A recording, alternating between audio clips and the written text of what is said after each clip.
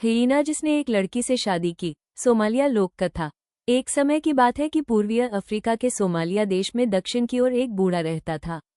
जिस जगह पर वो रहता था वहां वो परिवार के साथ अकेला ही रहता था। आसपास में और कोई भी नहीं था क्योंकि वहां से दूर दूर तक की जमीन बंजर थी। उसकी एक पत्नी व 2 बेटियां थीं जो वहीं उसके साथ ही रहती थीं।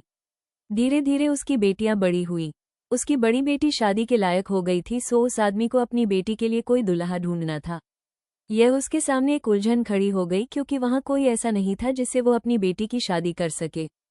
उस बूढ़े की पत्नी अपने पति से रोज प्रार्थना करती कि वो भी परिवार सहित किसी ऐसी जगह पर चलकर रहे जहां और भी लोग रहते हों, पर वो बूढ़ा सुनता ही नहीं था। एक दिन उसने अपनी पत्नी को साफ साफ बोल दिया, हमारे पुरखे यहीं रहते चले आ रहे हैं, इसलिए मैं ये जगह नहीं छोड़ सकता। पत्नी यह सुनकर चुप हो गई क्योंकि अब उसके पास इसके अलावा और कोई चारा नहीं था कि वो वहीं रहे। उधर दिन पर दिन लड़की बड़ी होती जा रही थी और साथ ही साथ और ज्यादा सुंदर भी होती जा रही थी। वो रोज दिन में 10 बार अपने पिता से पूछती, पिताजी आप मेरी शादी कब करेंगे? बूढ़ा पिता अपनी बेटी के इस लगातार सवाल से बड़ा परेशान रहता था, पर कर कुछ नहीं सकता था। समय बीतता गया, लड़की बड़ी होती गई और उसका अपने पिता से यह सवाल पूछना भी जारी रहा। इसी बीच एक दिन एक अजीब सी घटना घटी। वहां कुछ आधे आदमी और आधे हियेना की शक्ल वाले लोग आए और उस जमीन के मालिक के बारे में पूछा। बूढ़ा आदमी घर से बाहर आया तो क्या देखता है कि कुछ आधे आदमी और आधे हियेना की शक्ल वाले लोग बहुत ही सुंदर पोशाक पहने खड़े हैं, और सबसे अधिक आश्चर्य की बात तो ये थी कि वे दूसरे देश के होते हुए भी सोमाली भाषा सोमालियों की तरह ही बोल रहे थे। उस बूढ़े आदमी ने कहा कि वो जमीन उसी की थी। आश्चर्य के साथ वो उन सबको अंदर ले आया और उनको वही आदर दिया जो मेहमानों को दिया जाता है। उन सबको आराम से बिठाया और फिर उनसे उनके आने की वजह पूछी। उनमें से जो सबसे बड़ा हियेना था वो बोला, हमें पता चला है कि आपके घर में शादी के लायक एक सुंदर लड़की है। अगर आप राजी हो तो मैं उसके साथ शादी करना चाहता हूँ। इस अनोखी बात को सुनकर तो वो बूढ़ा बहुत ही ज्यादा परेशान हुआ कि वो अपनी इतनी सुंदर बेटी की शादी उस आधे आदमी और आधे हियेना के साथ कैसे कर दे। दूसरी तरफ उसे अपनी बेटी के दिन में 10 बार पूछा जाने वाला सवाल भी याद आया, पिताजी आप मेरी शादी कब करेंगे?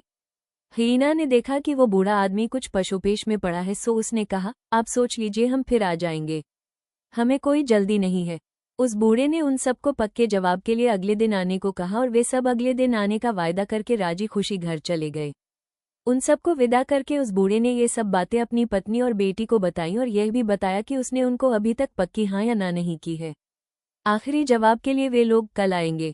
तो लड़की तो ये सुनते ही बहुत जोर से रो पड़ी और माँ तो बहुत ही उदास हो गई। पिता ने अपनी बेटी को किसी प्रकार समझा बुझाकर चुप किया और समझाया कि वे लोग सब अपनी ही भाषा में बात कर रहे थे और वे आदमी के रूप में ही थे, इसलिए उसको कल उससे शादी कर लेनी चाहिए।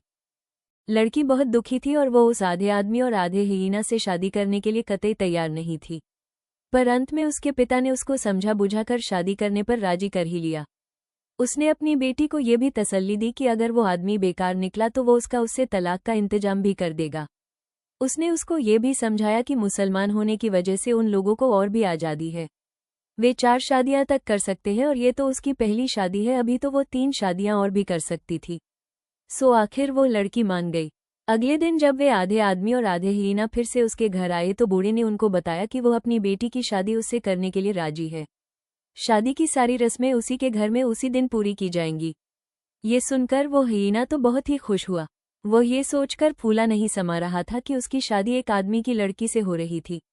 दहेज आदि तय किया गया और फिर कुछ दिनों तक दोनों तरफ शादी की तैयारियां ही चलती रहीं। इस बीच उस हियेना को आदमियों वाला खाना खाना पड़ा और वो अपने प्रिय खाने नहीं खा सका। शादी की रस्में पूरी होने के बाद हियेना के दोस्त अपने अपने घरों को वापस चले गए। हियेना को शादी के बाद अपनी पत्नी के घर में ही रहना था। उन दोनों के लिए उनका घर बहुत ही सुंदर सजाया गया था। बेटी को भी खूब सजाया गया था। पत्नी ने जब पति को सजे हुए पलंग पर बैठने को कहा तो पति बोला, ये पलंग मेरा नहीं है। पत्नी यह सुनकर हैरान रह गई। फिर वो कुछ सोचकर कमरे में रखी एक कुर्सी उठा लाई और उसको पलंग के पास रखते हुए बोली, तो आप यहाँ बैठे। पर उसका पति वहां भी नहीं बैठा। पत्नी फिर एक चटाई ले आई और उसको जमीन पर बिछाते हुए बोली, तो आप यहाँ बैठे। लेकिन पति ने फिर वही दोहराया, ये चटाई मेरी नहीं है। ये सुनकर पत्नी को बड़ा गुस्सा आया। वो गुस्से में भरकर पति को मकान के बाहर वाले दरवाजे के पास ले गई और उसको मकान के बाहर बैठने को कहा। ये सुनकर पति बहुत खुश हुआ और वो वहीं जाकर बैठ गया। उसने अपनी पत्नी से कहा, हाँ अब तुम मुझको समझी हो। पत्नी बहुत ही अक्लमंद थी। हालांकि वो पति की इस बात पर जरा भी परेशान नहीं हुई, पर फिर भी उसको वो सब अच्छा नहीं लगा। वो उसको वहां बाहर बिठाने के बाद पति के लिए शादी में बने खास स्वाददार खाने लेकर आई और उसको खाना खाने के लिए कहा, तो पति ने फिर पहले की तरह ही कहा, यह मेरा खाना नहीं है। इस बात पर पत्नी को फिर बड़ा गुस्सा आया। वो सोचती थी कि शादी के बाद का जीवन बहुत अच्छा होगा, परंतु यहाँ तो सब कुछ उल्टा ही हो रहा था। फिर उसने सोचा कि हिना की पसंद का खाना कौन सा हो सकता है। ये सोचते हुए वो अंदर गई। उसने कच्चे मांस का एक बड़ा टुकड़ा लिया, उसको मिट्टी में लपेटा और राख से भरे बर्तन में रखकर उसके सामने रख दिया। पति वो खाना देखकर बहुत ही खुश हुआ और उसने वो खाना बड़े प्रेम से खाया। पत्नी को अब पूरा विश्वास हो गया कि उसके पति के अंदर भाषा के अलावा और कोई भी गुण आदमी का नहीं है। वह ऐसे पति के साथ और अधिक नहीं रह सकती थी और अब उससे पीछा छुड़ाना चाहती थी। वो तुरंत ही अपने पिता के पास गई और बोली, पिताजी, आपने मेरी शादी एक जंगली हिना से कर दी है। वो तो बिल्कुल ही जंगली हिना है। उद्धरण चिन्ह। ऐसा कहकर उसने अब तक की घटी सब घटनाएं अपने पिता को बता दी। ये सब सुनकर घर के सब लोग इस मामले पर विचार करने के लिए इकट्ठा हुए कि लड़की का तलाक कैसे कराया जाए। उस मीटिंग में वो हिना भी शामिल था जिससे उस लड़की की शादी हुई थी। बूढ़ा उस मीटिंग का सरदार था। बूढ़े ने हिना से पूछा, मैंने अपनी बेटी की शादी तुमसे की है, इसलिए मुझे ये जानने का पूरा हक है कि तुम लोगों के बीच क्या झगड़ा है। हिना बोला, मैं आदमियों के तौर तरीके अपना कर अपने तौर तरीके नहीं बदल सकता, क्योंकि वे हमारे पुरखों ने हमारे लिए बनाए हैं, और न ही मैं अपना जीवन आदमियों की तरह से जी सकता हूँ। बूढ़ा बोला, तुम बिल्कुल ठीक कह रहे हो, और अगर ऐसा है तो अब तुमको दोनों में से एक को चुनना होगा, या तो अपने रीति रिवाजों को और या मेरी बेटी को। बोलो तुम किसको चुनना चाहते हो।